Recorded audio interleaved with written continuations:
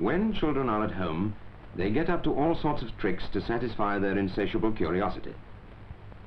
What is it? What can be done with it? Will it bounce? What makes it tick? What's inside? Everything is new, and all novelty is an adventure to them. The staircase and the back door lead to strange and undiscovered worlds. And although it may seem just plain mischief to the grown-ups, this desire to find out what it's all about is as healthy as an appetite. But mothers can't always be there to watch over them, to keep them out of mischief, to warn them of trouble and anticipate danger. They've got their own work cut out around the house as it is. Probably more than one child to look after. Anyway, where can the children play? Quite often, it's either in the house or out in the street. And mothers have got their shopping to do, or perhaps work away from home.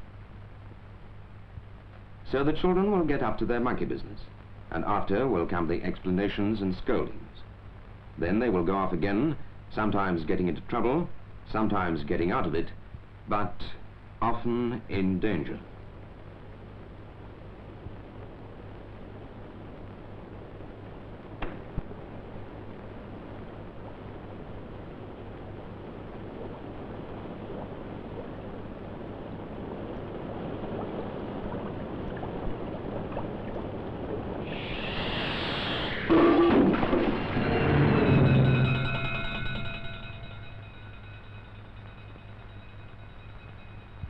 Every year, in England and Wales, an average of 600 children are killed at home or die from simple, preventable accidents in their own houses.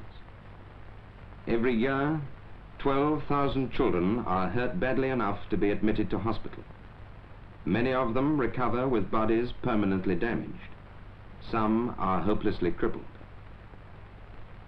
This is the cost of their own curiosity, of a parent's lack of foresight, because children don't know when a game can become dangerous. All these deaths and accidents from burns and scalds, from playing with fire. I never dreamt a thing like this could happen. Watch. Pat Kenny, 3 years old, was sitting up at table waiting for her tea and playing with a spoon. Mrs. Kenny was waiting for the tea to draw and rocking her youngest child. She poured the tea out and was bringing the cup over to the table.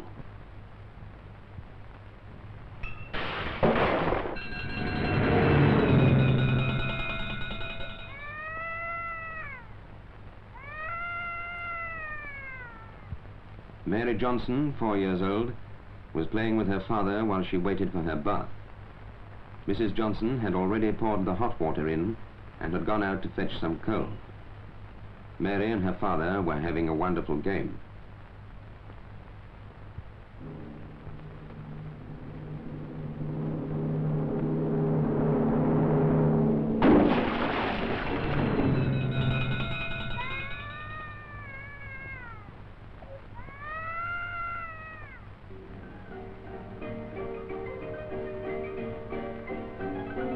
Mrs. Campbell was out shopping and had left some soup boiling on the gas ring.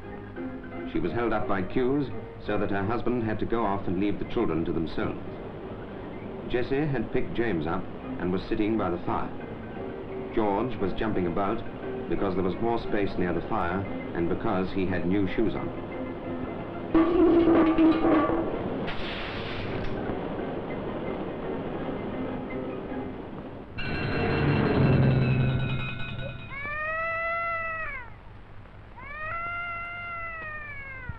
Joseph Carr, 5 years old, was being looked after by a friend for the evening, as Mrs. Carr had gone to see some relatives and Mr. Carr was on night shift. She was busy at the stove helping Joseph to some stew. Joseph wasn't sitting up at the table yet and was fidgeting while she was helping herself. But he was interested in what was on top. It smelled good and he wanted to have a look.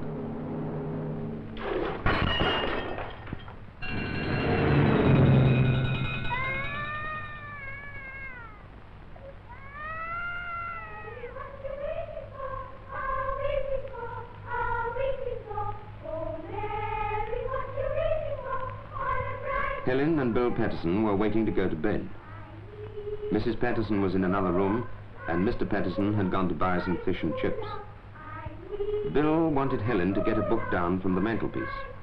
Helen was taller than Bill, and she would read to him till bedtime.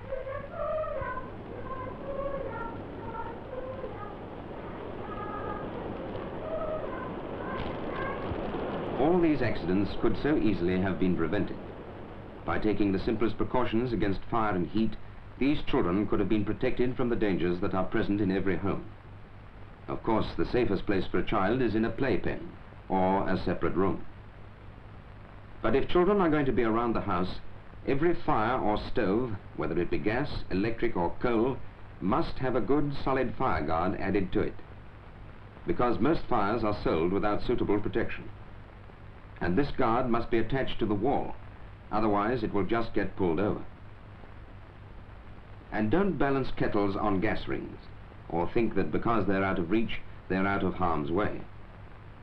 Remember that flex, and put a guard in front.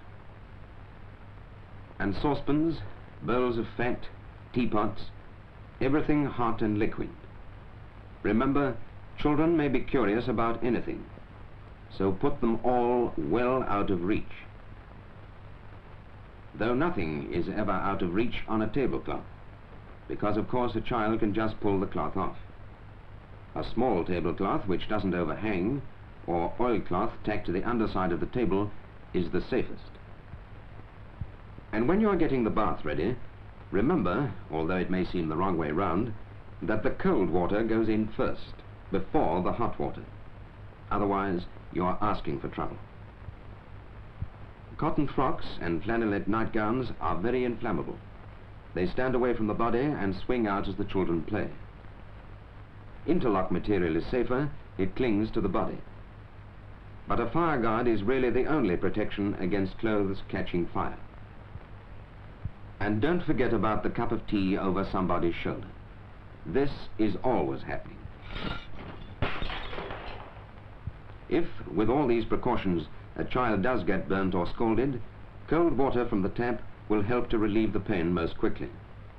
Then put on lint or any clean, dry material to keep the skin covered from the air. Don't put anything else on at all. If clothing is alight, smother it at once with a blanket or a rug. But the important thing is, get the child to hospital at once.